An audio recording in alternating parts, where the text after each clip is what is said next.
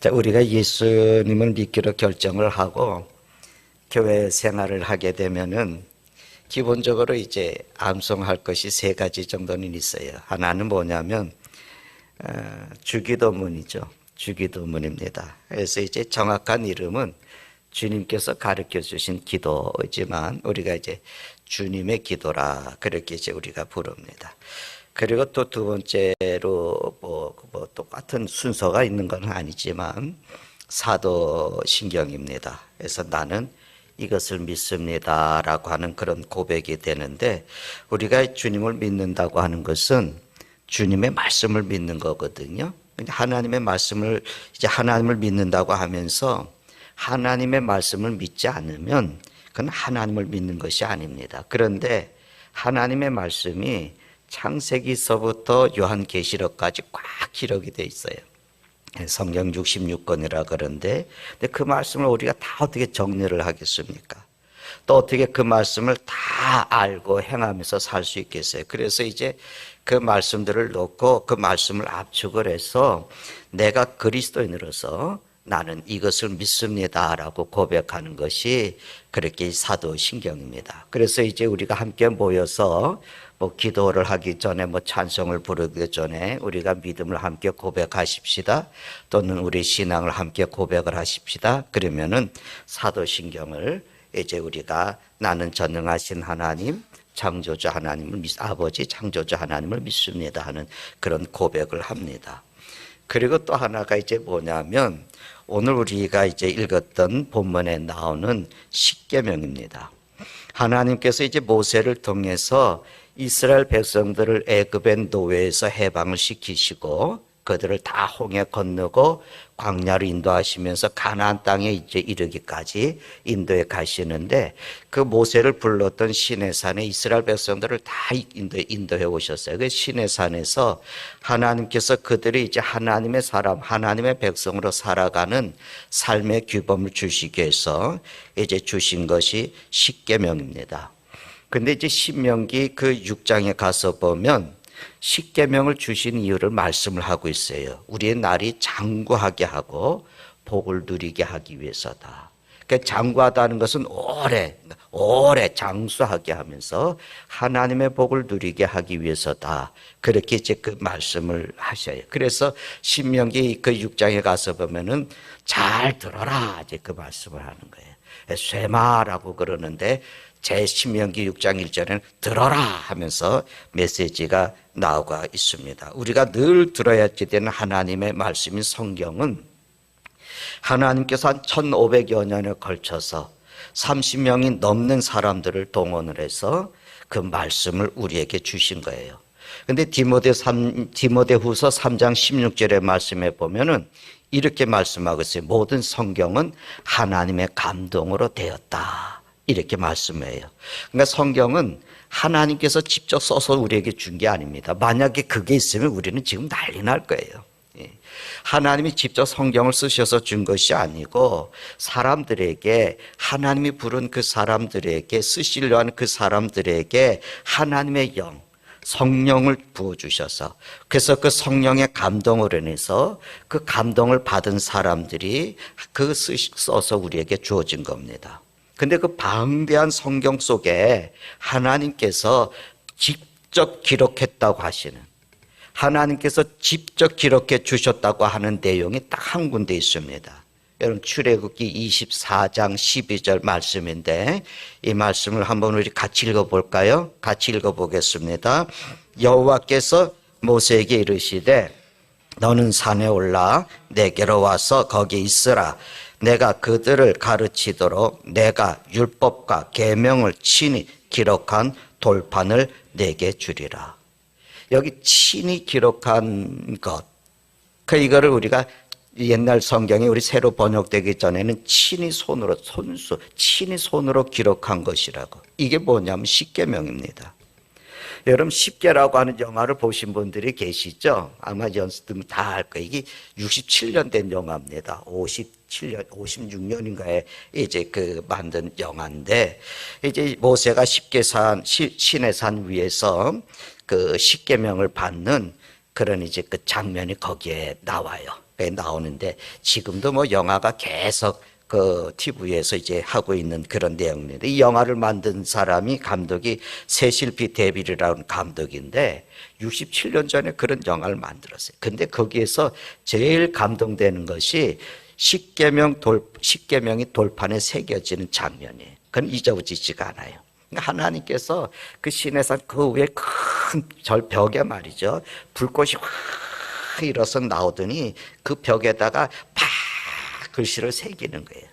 그 불꽃으로 새겨 주게 됩니다. 그런데 막 슉 하면서 불꽃이 막 밑에서 속서 올라서서 거기서 막 새기면서 그래. 제1 하면서 슉 새기고 제2 하면서 슉 쓰시는 장면들이 나오는데 마지막에 그 불꽃이 확 일어나되 벽 위에 새겨진 그 글씨들을 막 휘어감으면서 돌판 2개를 하나 딱 만들어 놓습니다.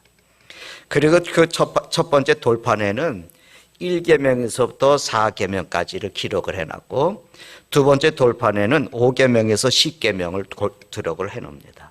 그 첫 번째 돌판의 계명이 뭐냐면 나 외에 다른 신을 내게 두지 말라. 여러분 성경책 맨 뒤에 한번 보십시오. 앞면 성경책 맨 뒤에 속페이지를 한번 보시면 아마 10계명이 대부분 거기 있을 거예요. 나 외에 다른 신을 내게 두지 말라. 두 번째는 너를 위하여 우상을 만들지 말고 섬기지 말라. 세 번째는 내 하나님 여호와의 이름을 망령되이 부르지 말라. 네 번째는 안식일을 거룩하게 지켜라.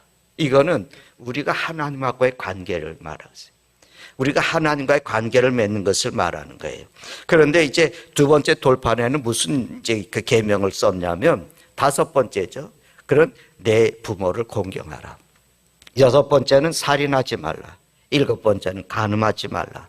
여덟 번째는 도둑질하지 말라. 아홉 번째는 내 이웃에게 거짓 증거하지 말라. 내 이웃을 해치기 위해서 거짓말하지 말라. 열 번째는 내 이웃의 것을 탐내지 말라. 이건 사람과의 관계거든요. 그래서 사람과의 관계에서 이런 윤리적인 마음 가지고 살게끔 하셨습니다. 이것이 여러분 성경의 모든 말씀의 뿌리예요. 그러니까 우리 쉽게 얘기하면 성경은 이 말씀, 이 10가지의 계명에다가 살을 붙여준 거예요. 근데 예수님께서 이 말씀의 의미를 새롭게 우리에게 가르쳐 주셨어요.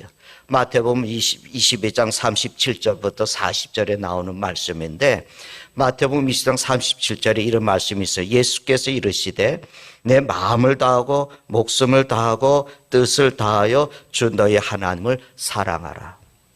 그렇게 말씀을 하셔요.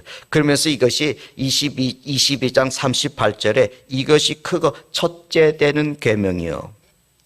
그리고 39절에 둘째도 그와 같으니 내 이웃을 내 자신과 같이 사랑하라 하셨으니 이 두 계명이 온 율법과 선지자들의 강령이다. 그렇게 얘기를 하셨어요. 그러니까 이 말씀의 배경은 한 율법사가 예수님을 찾아왔어요. 그러면서 그가 뭐라 그랬냐면 선생님 계명 중에서 어느 계명이 제일 큽니까? 그러고 물었어요. 근데 이 율법사들은 누구냐면 율법을 가르쳐주는 선생들이에요. 오늘처럼 얘기하면은 신학교에서 신학을 성경을 가르치는 신학교수, 신학박사라고 할 수 있어요. 그러니까 이 사람들은 율법에 대해서는 다 통달한 사람들이에요.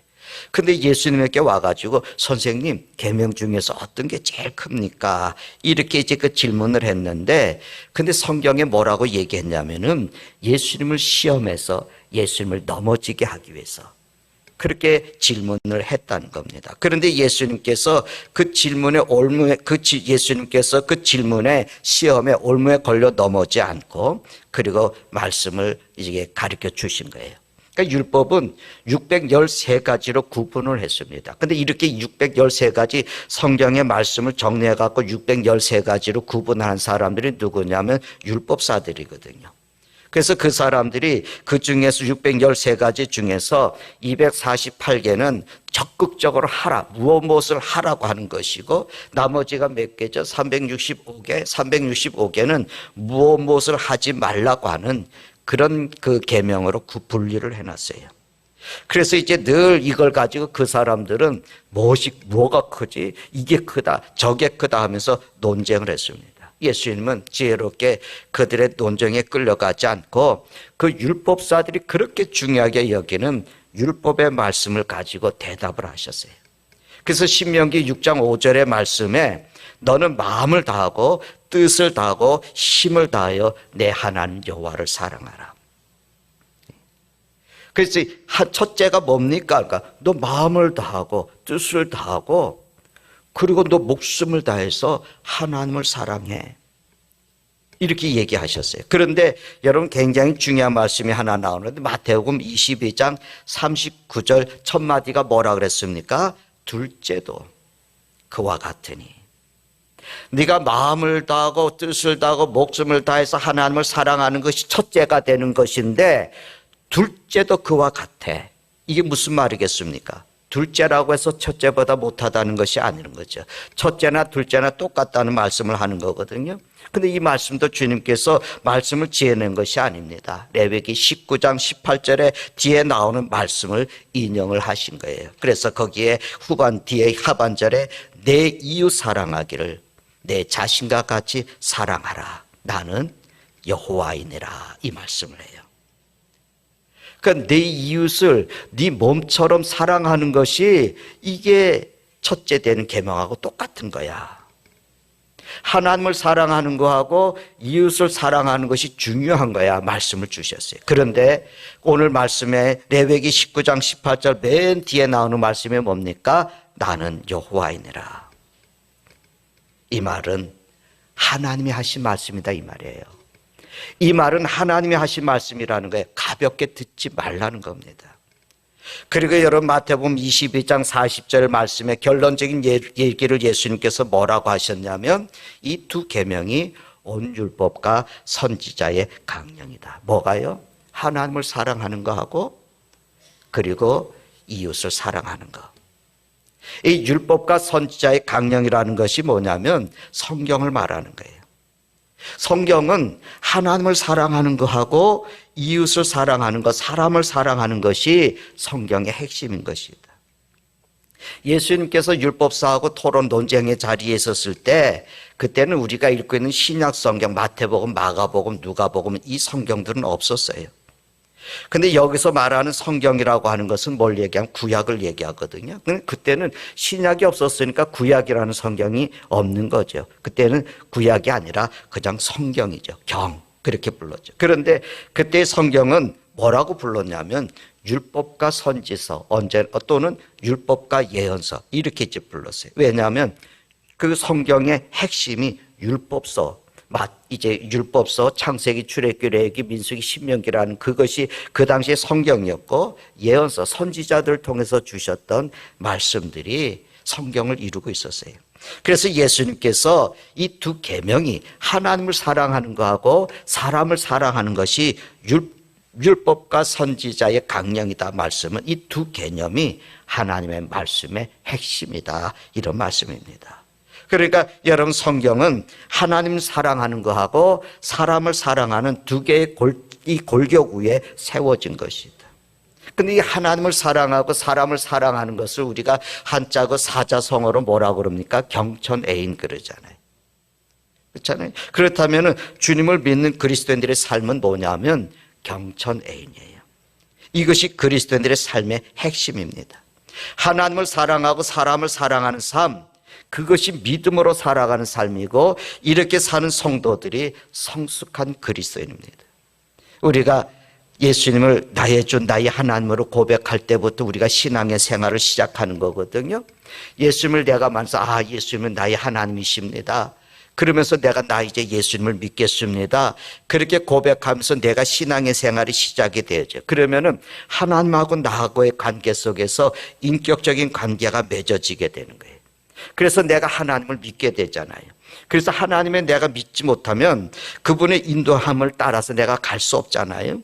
그래서 믿음의 길을 가는 것은 하나님하고 나하고의 관계 속에서 인격적인 관계가 이루어지는 거예요. 그래서 우리가 찬양을 하나님이 날 사랑하시네, 하나님이 날 사랑하시네 그런 찬양도 있거든요.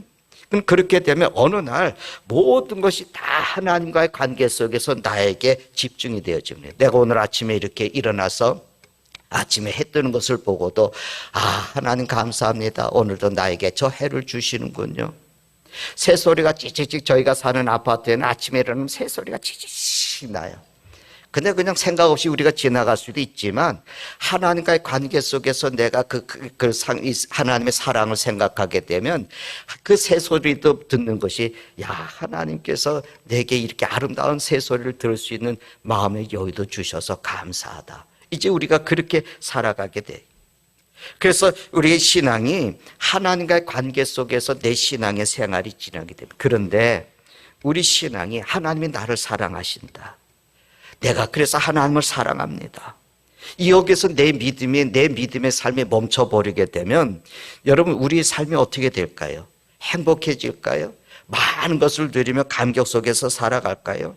수많은 사람들이 하나님은 나의 하나님이십니다. 이 고백은 다 합니다. 그런데 생각 속에 우리가 하나님이 나의 하나님이십니다. 그럼 나도 모르는 사이에 하나님은 나만의 하나님으로 생각할 수가 있어요. 우리의 문제는 뭐냐면 하나님이 나의 하나님이시라고 하는 것을 넘어가는 단계가 필요해요. 그래서 내가 하나님의 사랑을 받은 사람으로서 내가 하나님의 극진한 사랑을 받아서 넘치는 사랑을 받아서 이것을 내가 통로가 되어줘서 다른 사람들에게 그 사랑을 전할 수 있는 사람. 그래서 그 하나님은 나의 하나님으로 그치는 것이 아니라 나와 너의 하나님, 우리의 하나님으로 되어지는 것. 그것이 우리가 믿음이 성숙한 사람의 모습입니다. 하나님의 사랑이 내게 와서 나를 사랑하시는 그 하나님의 넘치는 그 사랑을 내가 받은 것이 나에게서 멈추는 것이 아니라 나를 통해서 다른 사람에게 그 사랑이 흘러가도록 하는 것. 그 하나님의 사랑을 우리가 이 사랑을 내가 사람을 사랑하는 것으로 나타날 때 그것이 믿음으로 살아가는 삶의 모습입니다. 여러분 성경은 하나님이 나만 사랑하시는 분이라고 얘기하지 않아요. 내가 누군가가 미워서 말이죠. 쳐다보기 싫은 사람이 있잖아요. 그 사람의 얼굴을 마주치는 것도 내가 끔찍할 수 있잖아요. 그런데 하나님은 그 사람도 사랑하십니다. 여러분 나는 사랑이 안 되죠. 그 사람을 사랑할 수가 없죠. 근데 하나님이 그 사람을 사랑하시기 때문에 내가 하나님께 받은 그 사랑, 엄청난 사랑에 빚진 마음을 가지고 그 사람을 사랑하는 과정으로 가는 겁니다. 예수님께서 우리에게 오셔서 우리에게 기도를 가르쳐 주신 것이 주기도문, 주님의 기도라 그랬잖아요. 너희는 이렇게 기도하라. 그러면서 기도를 가르쳐 주셨어요. 하늘에 계신 우리 아버지. 그러면서 이제 기도하는데 그 기도는요 완벽한 기도. 기도를 할 줄 모르시면 주님의 기도를 암송하면서 기도하세요. 오늘 우리 많은 그리스도인들이 믿음의 생활을 한다고 하면서 하나님이 나의 하나님에 멈춰 있거든요. 하나님은 내 하나님이라고 하는 것에 대한 분명한 확신을 가지고 있어요. 그런데 그러다 보니까 나만 배부르면 되는 거예요. 나만 편안하면 되는 거예요. 나만 문제가 없으면 되는 거예요. 러시아라고 하는 나라가 여러분 다 알고 있지 않습니까? 우크라이나를 어느 날 갑자기 침공에 들어가지 않았습니까? 전쟁이 금방 며칠이면 끝날 줄 알았는데 1년 넘도록 진행이 되면서 오히려 역으로 러시아도 많은 어려움을 당하고 있어요. 근데 이 전쟁이 언제 끝날지 모르는 거죠. 그러니까 러시아 대통령이 특별히 정교회, 당신이 믿고 있는 그 신앙 정교회에 굉장히 관심을 많이 가지면서 거기에 가서 뭐 어떤 특별한 행동도 하고 그럽니다. 그 이유는 뭘까요? 내가 생각해 보니까 하나님의 힘을 빌려서 전쟁에서 빨리 승리하고 싶은 마음의 표출이 거기에 나오는 거예요. 그런데 여러분은 러시아가 침공한 그 나라 우크라이나도 러시아 정교회를 믿는 나라예요. 대부분의 국민들이 그 신앙을 가지고 있거든요. 그러면 러시아라고 하는 나라 그 대통령이 믿는 하나님은 그들의 하나님 아니겠습니까? 그 우크라이나를 믿는 하나님이 아니겠어요? 그 하나님은 우크라이나 사람들이 죽어가는 것을 기뻐하는 하나님인가요? 하나님이 나의 하나님이라고 하는 고백만 있을 때 우리 신앙이 그렇게 되는 거예요. 남은 어떻든지 간에 나만 잘 되면 되는 거예요. 그래서 주님께서 기도를 가르쳐 주시면서 내게 양식을 주십시오라고 기도하지 말고 우리에게 일용할 양식을 달라고. 내가 양식이 필요하면 내 옆에 사람의 배를 굶고 있는데 나 배부르면 된다고 하는 것이 아니라 나눠줘야 되지 않겠습니까? 우리 죄를 용서해 주시옵고 그렇게 기도하라고 가르쳐 주셨어요. 내가 십자가의 보혈에 인해서 죄 용서를 받았다면 아직 십자가의 은혜를 모르는 사람들이 죄 용서 받는 것을 알지 못하는 사람들에게 내가 어떻게 통로가 돼서 그들도 하나님의 용서를 받을 수 있을까를 알려주라. 그것이 우리가 전도하는 거 아니겠습니까?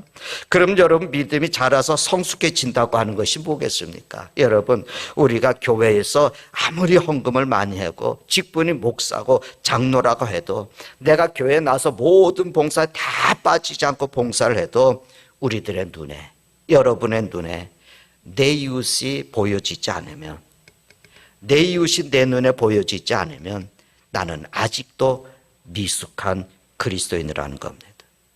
유튜브에 보니까 한 젊은 노숙자가 상가 앞에서 비가 막 오고 있는데 비를 맞으면서 잠바를 이렇게 울기치고 그리고 이제 쭈그리고 앉아 있어요.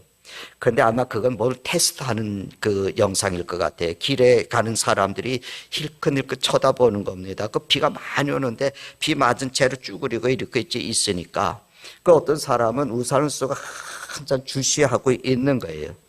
근데 시간이 한참 지나가면서 이 노숙자 어느 순간 일어서더니 상가로 들어갑니다. 근데 그 들어간 그 안에가 뭐냐면 그게 교회예요. 강단 앞에 이렇게 나가고 젊은 사람들이 많이 모여 있는데 거기서 설교를 하는 거예요. 그 내용은 다 보지를 않았습니다만 그 예배에 참석했던 사람들이 다 들어오는 그거 보고 다 지나가고 그 앞을 지나간 사람들이 그 예배에 어떻게 참석해? 어떤 사람은 울고 있는 거예요. 거기서 어떤 사람은 울고 있는, 어떤 사람은 막 그냥 그 모습을 보고 웃었게 얼굴에 검은하고 이게 그냥 이게 뒤집어 쓰고 있던 사람이 내가 그냥 지나친 그 사람이 지금 내가 앞에 와서 설교하고 있는 교역자였다. 아마 그건 뭔가를 테스트하기 위해서 그랬을 거예요. 여러분 다시 말씀드리면 여러분은 열심히 봉사했는데 그 봉사로 나만 복을 받는 것이라 생각하면 나는 나라고 하는 것에 갇혀있는 아직도 미숙한 그리스도인이라는 거지.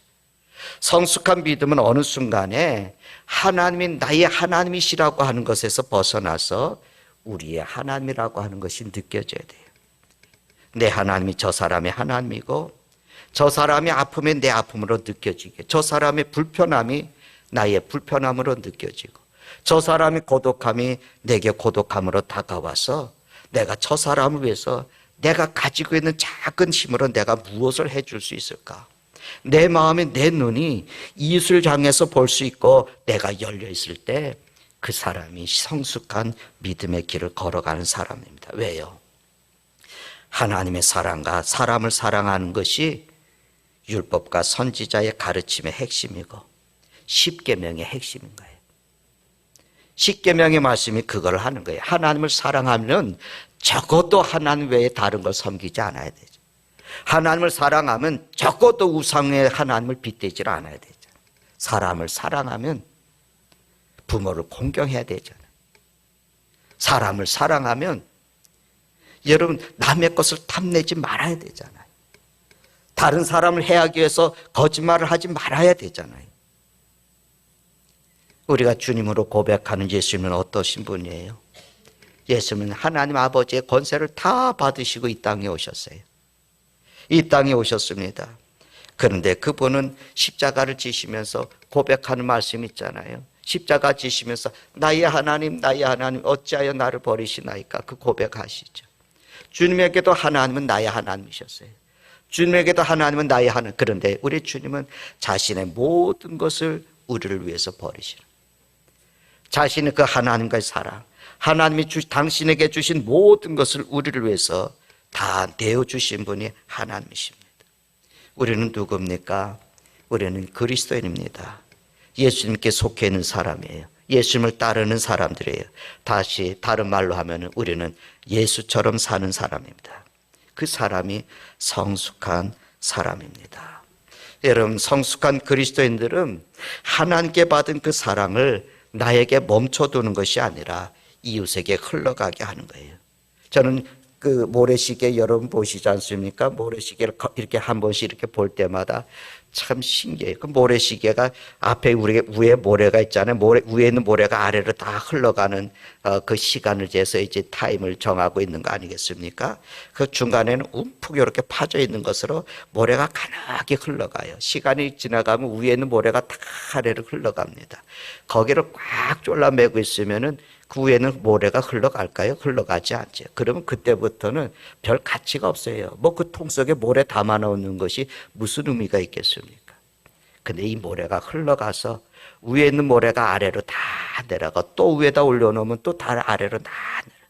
내가 하나님께 받은 사랑이 흘러서 우리 이웃들에게 내 형제들에게 갈 수 있다면 그 삶이 얼마나 가치 있는 삶이 되겠어요. 제가 얼마나 연약하고 부족한 인간인지 지난 월요일에 제가 병원에 갔어요. 이제 대학 종합병원에 갑니다. 아침 9시에 예약이 돼 있어서 부지런히 이제 병원에를 이제 갔습니다. 근데 아침에 뭐 그냥 정신없이 막 시간 맞춰서 가느라고 가갖고 이제 혈압을 재놓고 그 용지를 뽑아가지고 접수를 이렇게 이제 했는데 내가 내 번호표가 안 잊어버려. 평생 안 잊어버릴 번호예요. 35번. 35번에 띵 하고 화살표가 나오잖아요. 35번 손님 그러면 띵 하면 나오는데 화살표 있는 데 가서 제가 접수를 하려고 하는데 어떤 여성분이 그냥 제 앞에 쑥 하고 거기다가 뭘 내미는 거예요. 그러니까 그분은 아마 접수 받는 분은 35번인 줄 알고 그걸 받아갖고 뭘 얘기했겠죠. 그래서 저희가 서 있었어요. 그 뒤에 이렇게 서 있었더니 그 옆에 이제 접수하시는 그 간호사가 이제 자기 달라 그래서 제가 표를 이렇게 줬더니 자기가 받는 게 아니거든요. 언제 접수하셨어요? 그래서 저 지금 접수하는 건데요. 그렇게 얘기를 이제 했어요. 그랬더니 번호표를 보더니 35분 지나갔는데 왜 어디 갔다가 이제 오십니까? 그러는 거예요. 그래서 제가 저 여기 서 있었는데요. 마스크 하세요. 내가 마스크를 안 했어요. 왜냐하면 저는 마스크 안 하는 건 줄 알았거든요. 마스크 다 해제되지 않았어요. 그랬더니 대학병원에서는 마스크 여러분 대학병원 갈 때 하세요. 대학병원에서는 마스크 해제 안 됐어요. 그래서 돌아보니까 다 마스크를 하고 있는 거예요.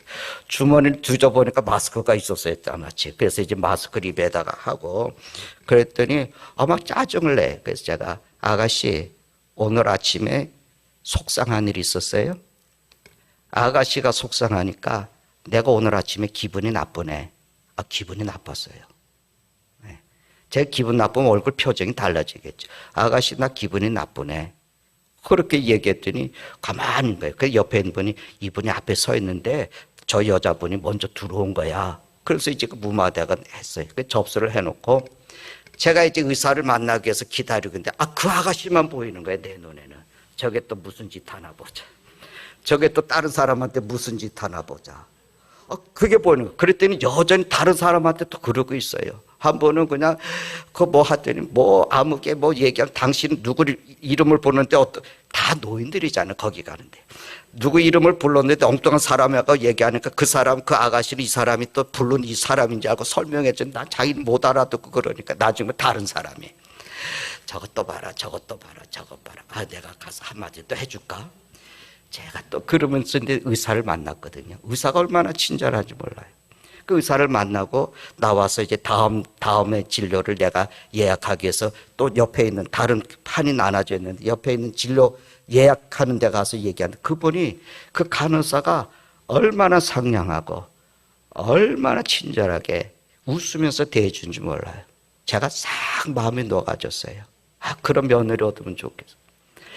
얼마나 상냥하고 얼마나 친절한지 정말 그냥 웃으면서 그저 그냥 얘기하는 거 다 받아주고 약이 많으면 내가 적게 해드리고 다 얘기하면서 하는 거예요. 내가 그것을 다 하고 다음에 갈 접수를 해놓고 돌아서 다 오는데 또 보이는 거예요. 마스크 하세요. 왜 이제 왔어요? 하면. 근데 그때 제 마음에 확 와닿는 게 있었습니다. 여러분 이건 제 고백이에요. 너는 너한테 친절한 사람한테는 잘해주고 너는 너한테 조금 딱딱하게 했다 그 사람의 형편을 헤아리지 못하고 이 마음이 제게 왔어요. 저는 말씀을 전하는 사람이잖아요. 목사잖아요. 제 삶은 따르지 마시고 하나님의 말씀을 따르는 거예요. 쉽지가 않아요, 여러분. 내가 성숙해진다고 하는 평생 죽는 날까지 성숙해지는 거예요. 그런데 자기를 돌아보지 않으면 성숙의 기회를 잃어버립니다. 자기를 돌아볼 수 있는 눈이 있어야 돼요. 우리가 세상이 어떻게 돌아가든지, 공동체에 어떤 아픔이 있든지, 그저 내가 잘 되고 내 자식 잘 되고, 그냥 우리 자식들 스펙을 쌓고 내 아파트 넓히고 내가 좋은 자동차 마련을 하고 그리고 또 좋은 직위가 올라가고 간직이 올라가면 나는 복 받았다고. 그래서 교회 앞에 나서 나는 이래서 복을 받았습니다 간증합니다. 오늘 그런 분들이 많은 존경을 받습니까? 때로는 우리에게 부러움을 살 수는 있겠지만 그 사람들이 존경받는 사람들 많이 보지 못했습니다. 하나님의 사랑이 나에게 와서 멈춰 있는 거거든요. 하나님의 사랑이 내게 멈춰서 다른 사람을 보지를 못하는 거거든요. 그분들의 아픔, 그분의 불편함, 그건 그분들의 문제고 나는 복받았다는 거죠.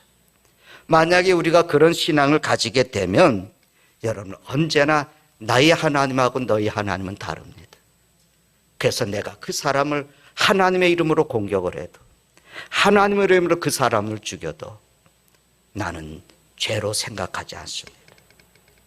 다시 말씀드리면 그것은 내가 하나님이 되는 거예요. 내가 하나님의 자리에 있는 겁니다. 오늘 많은 그리스도인들이 뭐 큰 복을 받았다고 그러고 사람들을 위해서 내가 봉사 많이 한다고 하는 사람들이 있지만 존경받지 못하는 사람들이 있습니다. 우리가 믿음의 선배라고 여기는 바울 사도의 삶의 모습을 보면 그가 얼마나 하나님을 사랑한다고 여겼습니까? 그랬더니 그는 자기에게 그 하나님의 사랑에 멈춰져 있어서 끊임없이 예수 믿는 사람들을 잡아서 투옥을 하고 자기 동족들을 죽이게 하는 일을 천직절은 여겼던 사람입니다. 그 사람은 그것이 하나님을 사랑하는 것으로 알았고 하나님이 자기를 사랑하는 것을 알았습니다. 그 사람의 성품이 본래 그렇게 악할까요? 바울 사도는 나는 하나님을 잘 안다고, 이것이 하나님을 위해서 살아가는 것이라고 그렇게 생각했지만 그는 참 하나님을 알지 못했습니다. 사랑하는 성도 여러분 왜 교회 나오십니까? 교회 나오는 이유가 뭐겠어요? 저는 교회 나오는 이유가 한 가지여야 된다고.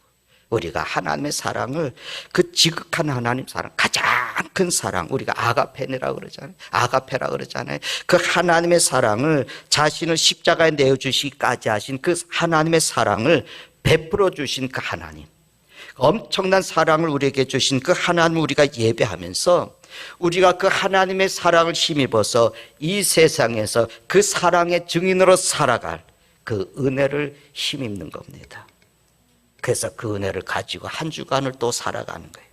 그래서 우리가 교회 나와서 예배를 드릴 때마다 그 한 주일의 삶을 그 은혜로, 그 사랑의 그 큰 은혜를 힘입어서 살아가면서 세월의 연륜이 흘러가면서 거듭되면 거듭될수록 우리 삶이 하나님 앞에서 성숙해지는 정말 명작의 삶을 살아가는 그 삶이 되는 겁니다. 이런 믿음의 생활이라고 하는 것,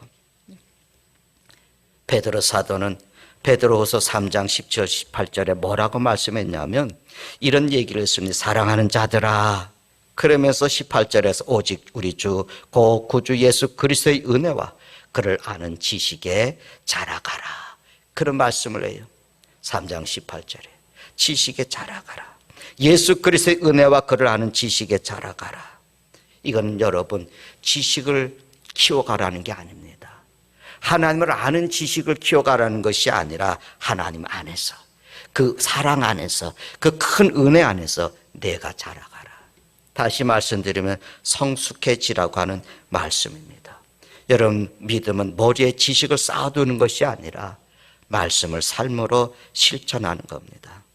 그 자라가라는 말씀은 네가 성숙한 하나님의 사람이 되라는 겁니다. 오늘 여러분 우리 중에 너는 스스로 생각하기를, 아니면 우리가 다른 사람 생각하기를 우리 중에서 믿음이 제일 좋은 사람이 누굴까? 여러분 지명할 수 있습니까? 만약에 여러분은 저 사람은 정말 믿음이 좋아 그러면 그 지명하는 이유가 뭐겠습니까? 주님께서 우리 가운데 오셔서 우리 중에서 믿음이 가장 뛰어난 사람을 선정하시고 뽑는다면 굉장히 영광이겠죠. 근데 어떤 사람을 뽑을까요? 365일 새벽 기도에도 한 번도 쉬지 않는 분일까요? 우리 중에는 헌금을 가장 많이 하는 분일까요? 여러분 교회 봉사할 때마다 한 번도 빠지지 않냐고 나와서 그냥 열심히 땀 흘리면서 봉사하는, 다 참여하는 그런 성도일까요? 그냥 교회 다니지 않던 사람이 교회 다니기 시작하면 그분이 믿음의 생활을 한다고 그러잖아요. 이제 믿음의 생활을 할 거야. 그 어느 정도 맞죠. 그런데 그거는 외형적인 변화예요. 내가 예수 안 믿는 사람이 예수 믿고 내가 이제 믿음의 생활을 할 거야 하면서 교회 오는 것은 그 외형적인 변화예요. 우리에게서 믿음의 삶이라고 하는 것은 이전과는 전혀 다른 삶을 살아가는 거예요. 본질적으로 내게 변화가 일어나는 겁니다. 그건 뭐냐면 십자가에서 우리에게 베풀어 주신 그 사랑, 나를 위해서 십자가에 죽으신 그 은혜에 내가 삶으로, 나의 삶으로 바르게 응답하는 것, 그것이 믿음의 길을 걷는 겁니다. 우리가 예수 믿는 것이 그저 돼지머리에 놓고 거기다가 돈을 꽂아주면서 정성을 다해서 비는 것과 똑같다면 우리가 예수 믿을 이유가 뭐가 있겠어요? 하나님은 사랑이십니다. 그 사랑이라는 것은 우리를 죄로 인한 영원한 심판에서 살리기 위해서 당신 자신을 십자가에 제물로 내어주신 사랑입니다. 그 사랑에 바르게 응답하는 삶을 살아가는 것이 믿음의 삶입니다. 믿음의 삶. 여러분, 맡은 자에게 구할 것은 충성이라고 얘기할 때 제가 이 충성은 진실하다는 말과 똑같습니다 얘기한 적이 있죠. 근데 믿음도 똑같은 말이에요. 여러분, 헬라어의 믿음이라는 말은 피스티스라는 말인데 충성도 피스티스고 진실한, 신실함도 피스티스예요. 여러분, 하나님 믿음의 사람은 진실한 길을 가는 거예요. 믿음이라고 하는 것은 진실한 것과 신실한 것과 똑같습니다. 그래서 믿음은 신실한 삶을 살아가면서 내 삶으로 입증하는 겁니다. 야고보 사도가 그러죠. 내 믿음을 좀 보여달라고. 어떻게 우리가 믿음을 보이겠습니까? 여러분, 예수 안 믿는 사람들 보십시오. 굿하는 모습들 보십시오. 거기에서 뭘 다 차려놓고 돼지 머리를 갖다 놓고 거기 입에다가 돈을 꽂아놓고 얼마나 정성스럽게 빕니까? 얼마나 마음을 다해서 정성스럽게 빕니까? 그분들의 믿음은 그 정성스럽게 비는 것으로 나타내려고 하지 않습니까? 우리가 주님을 믿으면서 우리의 믿음의 입증은 뭘로 하겠습니까? 우리는 삶으로 하는 거예요. 하나님을 사랑하는 것을 삶으로 표현을 하고 그 사랑의 힘을 입어서 하나님이 내게 주신 사랑을 세상으로 흘러오면서 나를 통해서 세상에 흘려버리면서 사람을 사랑할 수 있는 것. 그래서 우리가 믿음은 우리의 그리스도인들의 삶은 축복의 통로가 되는 겁니다. 그 삶이 진짜 믿음의 삶을 살아가는 겁니다. 그것 때문에 여러분, 내가 받은 그 사랑이 나를 통해서 다른 사람에게 흘러가서 그 사람의 행복을 누리고 그 사람이 하나님의 사람으로 쓰고 그거 일들만 우리가 생각을 해도 가슴이 벅차지 않습니까? 그런 기대를 가지고 우리의 삶을 이루면서 성숙한 믿음의 삶 살아갈 수 있는 삶이 되기를 바랍니다. 기도하십시다. 주님, 오늘도 우리가 하나님의 말씀 앞에 섰습니다. 여전히 우리는 믿음의 길을 걷는다고 하지만 언제나 내가 중심이 되어 있습니다. 그래서 예수 믿어도 내가 잘 되는 것에 매여 있고, 예수 믿고 내 자식들 잘 되는 것에 매여 있고, 예수 믿고 내가 조금 더 편하는 것에 사는 것, 많은 것을 누리는 것에 다 초점이 맞춰져 있습니다. 다른 사람들이 우리 눈에 보이질 않아서 고통스러워하고 아파하고 불편해하고 힘들어하는 모습들은 그저 우리는 상관할 바가 아니었습니다. 전능하신 여호와여, 오늘 내게 있는 것이 하나님 이때를 위해서, 연약한 형제를 위해서, 불편한 형제를 위해서, 마음이 아픈 형제를 위해서 하나님의 큰 은혜와 사랑을 받았거든. 그것이 물질이든 그것이 시간이든 그것이 수고이든 그것이 마음이든 흘러내려서 아버지 하나님의 나라를 이룰 수 있는 그 삶. 그래서 우리가 믿음이 삶의 입증이 될 수 있는 하나님의 사람으로 우리가 살게 해 주시옵소서. 예수님의 이름으로 기도드리나이다. 아멘.